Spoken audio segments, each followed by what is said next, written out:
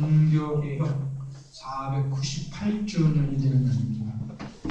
1517년 10월 30일 독일의 수도사이자 교수였던 마틴 루터는 교황이 면죄부를 발행한 것을 반대하면서 95개의 조문을 위텐베르크 대학 성당의 정문에 내붙입니다. 이 일이 신호탄이 되어서 대대적인 종교 개혁이 이루어집니다. 루터 이전에도 부패한 교회를 비판하면서 개혁을 주장하는 사람들이 있었지만 루터가 붙인 95개 조문이 큰 반향을 일으키면서 대대적인 종교 개혁 운동이 일어나기 때문에 이 사건이 일어난 날을 종교 개혁일로 지키고 있습니다. 루터가 위텐베르크 대학 성당 정문에 붙였다는 95개 조문의 주요 내용은 다음과 같습니다. 교회는 교회가 부과한 것만 참여할 수 있다. 즉, 교회가 예를 들어서 수찬 정지다, 근신이다 라고 해서 벌을 두었으면은 그것에 대해서만 교회가 처리하고 참여할 수 있다 하는 것이죠. 면죄부는 하나님이 부과한 벌은 참여할 수 없다. 교회에서 헌금을 얼마 내면 우리가 면죄부를 팔겠다 해서 면죄부 주는 걸로 교회를 살 수 없다 하는 내용입니다. 면죄부는 죄책감을 결코 제거할 수 없다. 교황이라도 그와 같은 일을 할 수 없다. 그 일은 하나님이 자신의 수중에 보존하셨다. 면죄하는 일. 면죄부는 죄에 대한 하나님의 처벌을 사면할 수 없다. 그 사면권은 역시 하나님에게만 있다. 면죄부는 여러 개 있는 영혼에게 아무런 효력도 없다. 교회가 부과한 벌은 오로지 산자에게만 적용되며 사망이 그러한 벌을 취소시킨다. 교회가 부과한 벌은 사람이 죽으면 자동적으로 면제가 된다. 여러 개 있는 영혼에게 교황이 할 수 있는 일은 오로지 기도에 의존할 뿐이지 자신의 관할권이나 열쇠의 권한에 의해서 자신의 힘을 미칠 수 있는 것은 아니다.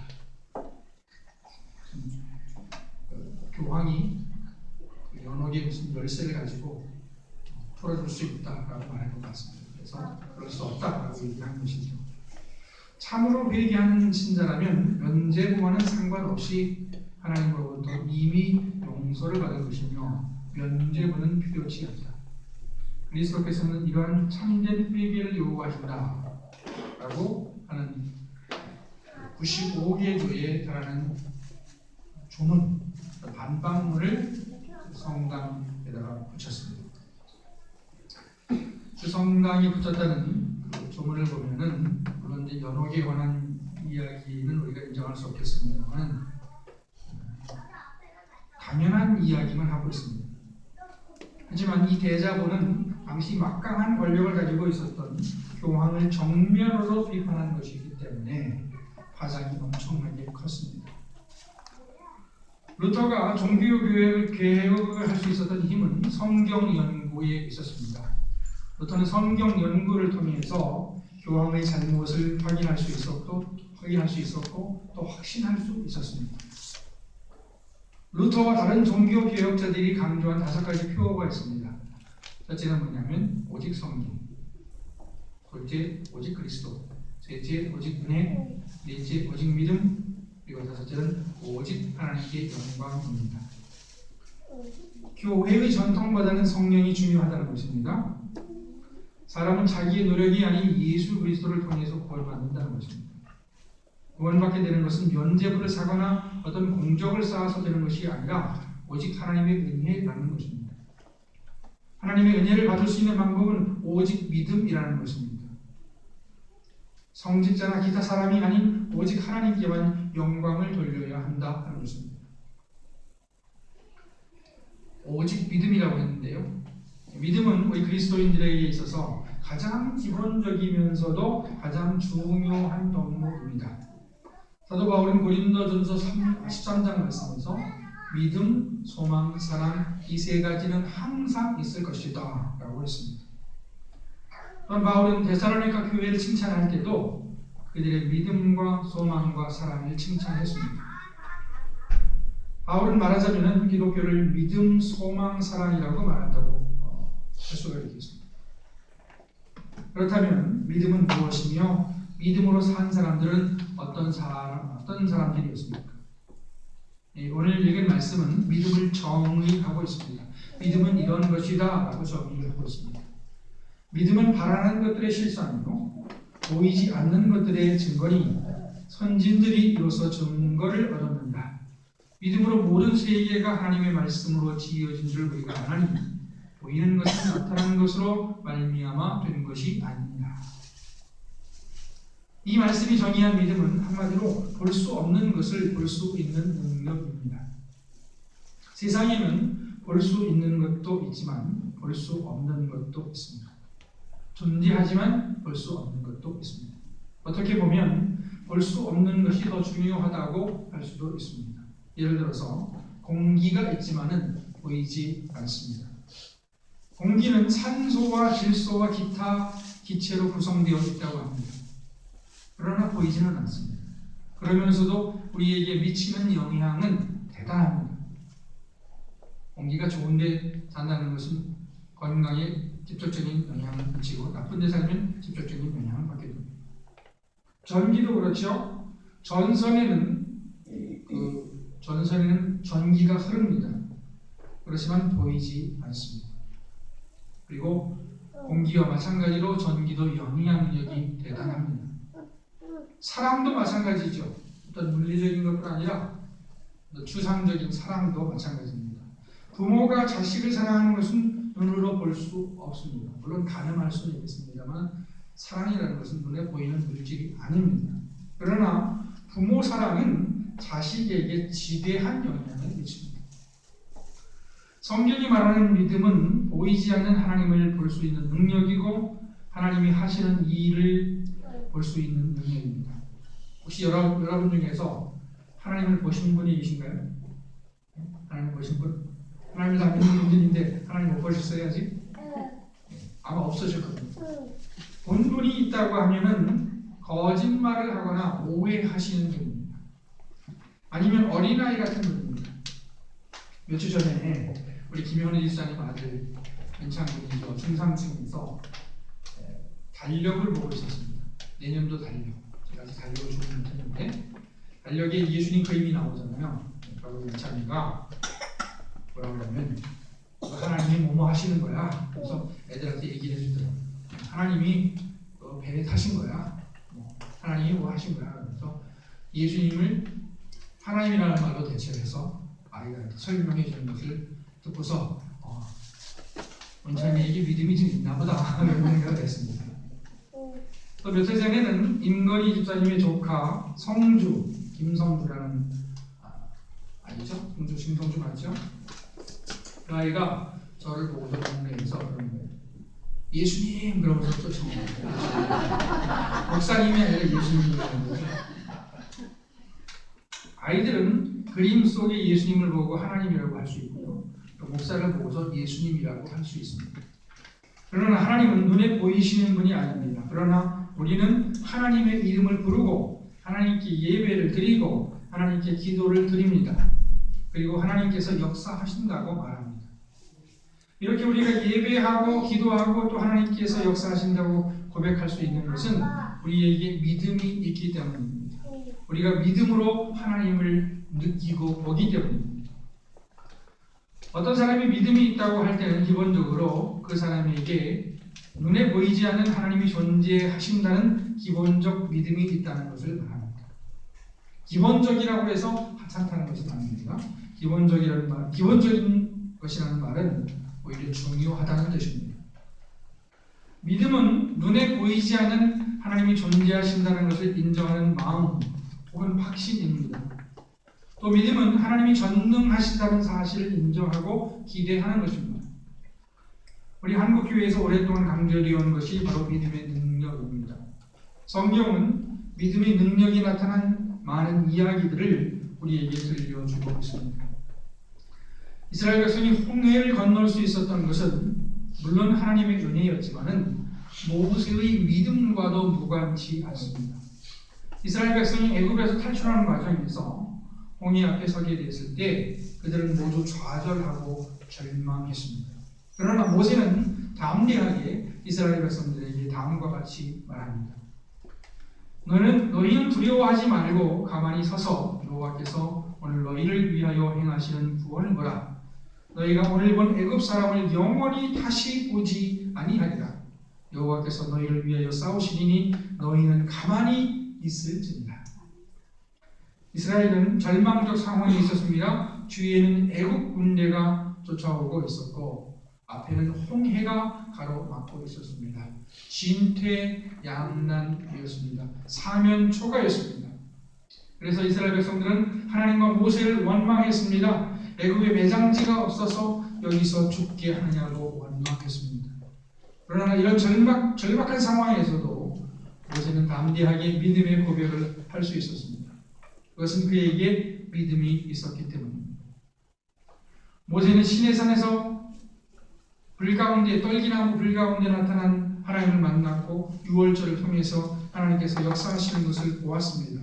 그리고 하나님을 신뢰할 수 있었습니다. 그래서 절대적으로 절망적인 상황이었지만 담대하게 말할 수 있었습니다.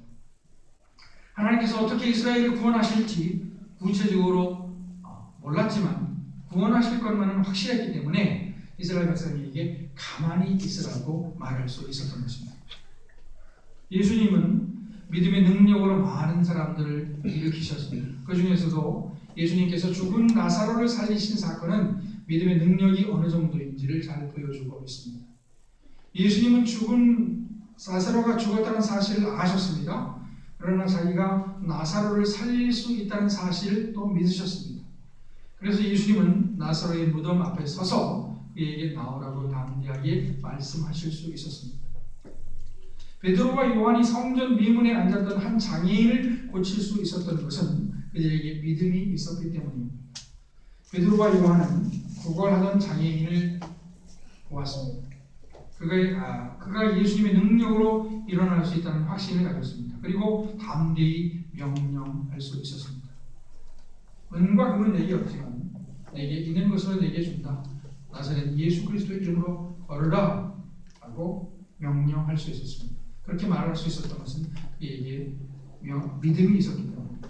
아멘. 성경에는 이와 같이 불가능을 가능하게 한 믿음의 이야기들로 가득 차 있습니다. 믿음은 불가능을 가능하게 하는 하나님의 능력을 믿는 것입니다. 아멘. 물론 자기 욕심을 합리화시키거나 다른 어떤 것을 합리화시키기 위한 방편으로 믿음이라고 말해서는 안 되겠습니다.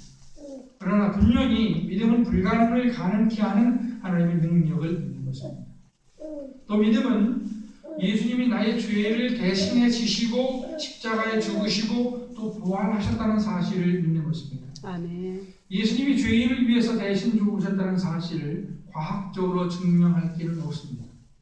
과학적으로 증명할 수 없습니다. 만약 이것이 과학적으로 증명된다면 그것은 과학이지 신앙이 아닌 것입니다. 물론 예수님이 우리를 위해서 대신 죽으셨다고 인정하는데도 나름의 논리가 있습니다. 신앙 안에서의 논리가 있습니다. 그러나 예수님의 대속은 논리적으로 혹은 과학적으로 설명될 수 있는 것이 아닙니다. 그것은 하나님께서 계시해 주신 것이고 그 계시를 받은 사람이 그 사실을 믿는 것이고 그 사실을 전한 것을 또 우리가 믿는 것입니다. 믿음의 사람들은 눈에 보이지 않는 하나님을 믿습니다. 믿음의 사람들은 하나님의 크신 능력을 믿습니다. 믿음의 사람들은 예수님이 자기들을 위해 죽으시고 자기들의 죄를 사하셔서 자기들이 하나님의 자녀가 되었다는 사실을 믿습니다. 또 믿음의 사람들은 나타난 것이 아닌 숨겨진 것을 봅니다. 야고보서 1장에 보면은 야고보 사도는 교인들에게 다음과 같이 말합니다. 내 형제들아 너희가 여러 가지 시험을 당하거든 온전히 기쁘게 여기라. 이는 너희 믿음의 시련이 인내를 만들어내는 줄 너희가 압니다. 인내를 온전히 이루라. 이는 너희로 온전하고 구비하여 조금도 부족함이 없게 하려 함이라. 그랬습니다. 이 말씀을 간단하게 분석해 보면 다음과 같이 말할 수 있습니다. 보이는 것, 시험입니다. 보이지 않는 것, 온전함입니다. 요구되는 것, 기뻐하고 인내하는 것입니다. 일반적으로 시험을 당하면 기뻐할 수 없습니다. 시험을 당한다는 것은 어려움을 당한다는 것인데 어려움을 당하면서 어떻게 기뻐할 수 있겠습니까? 그러나 믿음이 있으면 기뻐할 수 있습니다. 제가 지난주에 설교하면서 대성그룹 창업주의 돌주 따님을 만나고 온 이야기를 들려드렸습니다. 그분에게 들은 이야기인데 어려울 때 몇 년대인지 모르겠습니다. 70년대쯤 되겠죠. 이분 가정에 도둑이 들었다고 합니다. 도둑이 들었는데 아마 빨래를 마당에 널어놓은 많이 빨래를 널어놓는데 어느 날 일어나다 보니까 빨래를 싹 가져가는데 빨래가 하나도 없는 거예요. 옷이 하나도 없는 거예요. 도둑이 들어서 널어놓은 옷을 몽땅 가져가는데 이분의 어머니가 그렇게 기뻐하더래요. 그러면서 자녀들을 불러 모아서 오늘 우리 집에 너무 기쁜 일이 생겼다고 기뻐하더래요. 그래서 이 자녀들은 어린 자녀들은 어떻게 생각했냐면 우리 집에 정말 좋은 일이 일어났다고 생각했거든요. 근데 나중에 알고 보니까 도둑이 든 일이었어요. 어려운 사람들이 옷을 가져갔으니 잘 됐다. 그리고 우리는 옷을 잃어버렸지만 대신 하나님의 은혜를 깨달았으니 더 좋은 것을 얻었다. 훨씬 좋은 것을 얻은 거야. 그러면서 엄마는 정말 기쁘다라고 얘기를 하더랍니다. 이분은 도둑을 맞아서 옷을 몽땅 잃었습니다. 일반적 기준으로 봤을 때 기분 나쁘고 화가 나는 일입니다. 저 같았으면 그냥 화가 나실 것 같아요. 그죠? 딱 가서 당장 경찰서에 쫓아가서 막 신고하고 계실 것 같아요. 근데 믿음의 눈으로 봤을 때는 은혜였습니다. 이와 같이 믿음을 가진 사람은 같은 일을 당하더라도 표면적으로 당한 일만 생각하지 않고 그 일의 의미를 생각합니다. 그래서 거꾸로 생각할 수 있습니다. 고난을 당할 때에 은혜라고 생각하고 많은 복을 받았을 때에 많은 어떤 외적인 복을 받았을 때는 혹시 내가 실수하지 않을까 잘못하지 않을까 조심할 수가 있습니다. 믿음의 사람들은 현상을 따라 살지 않고 현상 뒤에 있는 하나님의 뜻을 살피며 삽니다. 따라서 세상적으로 봤을 때 성공했다고 해서 성공한 것이 아니고 실패했다고 해서 실패한 것이 아니라는 생각을 하게 됩니다. 믿음으로 사는 사람은 기적적인 능력을 실험할 수도 있지만 억울한 고난을 당할 수도 있습니다. 예수님이 그랬고 바울이 그랬습니다. 예수님은 성부 하나님과의 관계 속에서 사셨습니다. 예수님의 삶은 예수님이 말씀하신 대로 길이고 진리고 생명이었습니다. 그러나 예수님은 많은 고난을 당하셨습니다. 여우도 굴이 있고 새 참새도 집이 있지만 예수님에게는 머리 둘 곳도 없으셨다고 말씀했습니다. 예수님은 하나님의 아들로 오셨지만 십자가라는 극형을 당하셨습니다. 그러나 예수님은 하나님의 뜻을 굽히지 않으셨고 자기가 그리스도라는 사실을 부인하지 않으셨습니다. 예수님은 믿음의 능력으로 수많은 병자를 고치시기도 하셨지만 동시에 믿음의 능력으로 하나님께서 주신 사명을 감당하실 수 있었습니다. 바울도 마찬가지였습니다. 바울도 믿음 가운데서 수많은 기적을 체험했지만 동시에 수많은 고통을 당했습니다. 바울이 그 많은 고통을 견딜 수 있었던 것은 믿음이 있었기 때문입니다. 하나님을 만났기 때문입니다. 예수님을 만났기 때문입니다. 성령님의 음성을 들었기 때문입니다. 믿음이 없이는 기쁘시지 못하는 것입니다. 믿음이 없으면 제 아무리 호강을 해도 신앙이 기쁨을 얻을 수 없습니다. 세상적 기쁨을 얻을 수 있고 그러나 믿음이 없다면 제 아무리 호강을 해도 신앙인으로서의 기쁨을 얻습니다. 믿음이 없으면 교회 봉사를 조금이라도 할 수 없습니다.